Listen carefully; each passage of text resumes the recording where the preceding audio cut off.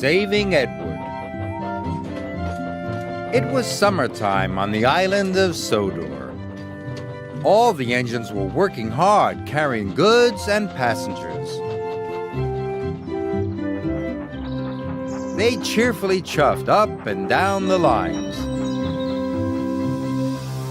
All except Edward.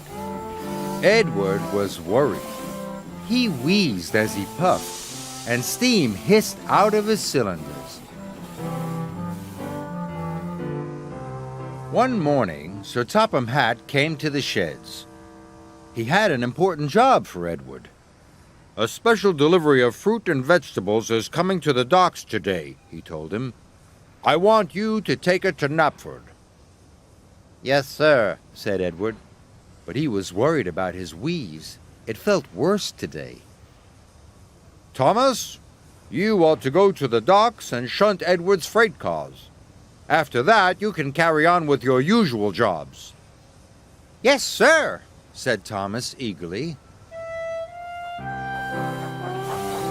Thomas and Edward puffed to the water tower. Edward tried to stop wheezing, but he couldn't. "What's the matter?" asked Thomas. "You don't sound well." "I can't seem to get up steam properly," said Edward. "But I'll manage. Don't tell anyone, Thomas." Thomas wasn't sure about this. "I don't want Sir Topham Hatt to know," hissed Edward. Thomas could see Edward was worried, so he agreed. He hurried off to shunt Edward's freight cars. Edward followed slowly to the docks. Edward was very worried. What if he was too weak to pull his train? He would be of no use to the railway.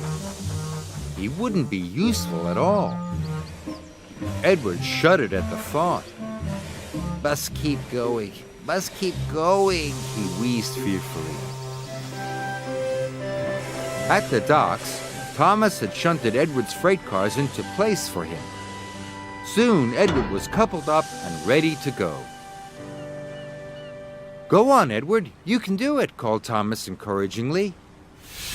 Edward puffed as hard as he could, but the train hardly moved at all.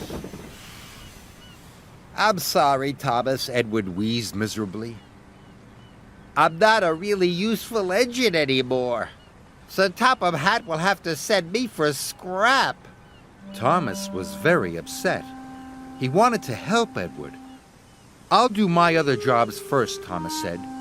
"Then I'll pull the train for you." Edward watched Thomas puff away. He wasn't sure if it was right to let Thomas do his job. Edward felt very worried. Thomas needed to do all his jobs as quickly as possible so that he had time to pull Edward's train.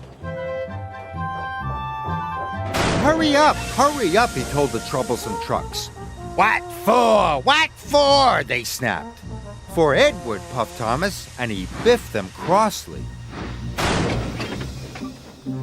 Edward waited sadly by his train. He hoped Thomas would come back soon. When Thomas finished all his jobs, he puffed back to collect Edward's train. Edward was very pleased to see him.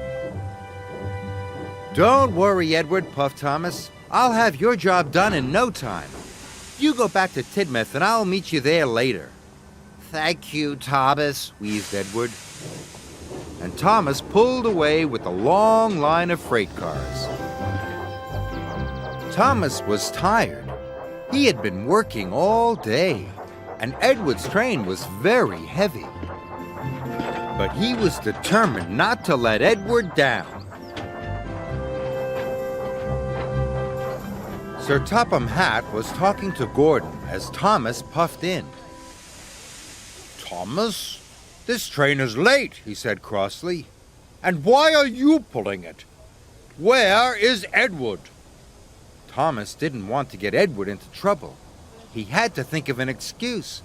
Edward took on the wrong sort of coal, sir." The wrong sort of coal, boomed Sir Topham Hatt. What nonsense, Thomas! I'll find out what Edward has to say about this later. Sir Topham Hatt was very cross. He gave Thomas another job to do. Yes, sir, said Thomas. Gordon steamed through the countryside. And then he found Edward having a rest.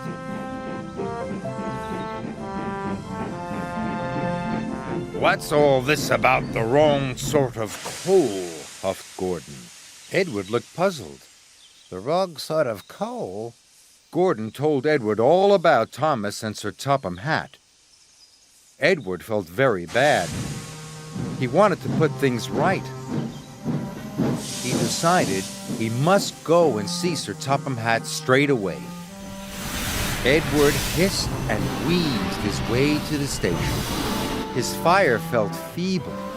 His wheels felt weak, but he battled on.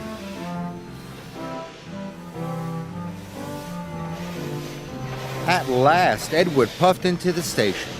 He found Sir Topham Hatt. It's all my fault, sir, he said sadly. I asked Thomas not to tell you I couldn't work. I was afraid of going for scrap. I'm very sorry. I should have talked to you this morning. You should always tell me if you have a problem, said Sir Topham Hatt. You are a loyal, hard-working, and really useful engine. I will send you to the fitters' yard straight away. You'll soon be as good as new. Edward was very relieved, and Thomas was very tired from his extra work, but they both agreed, even when it's hard, it's always best to tell the truth.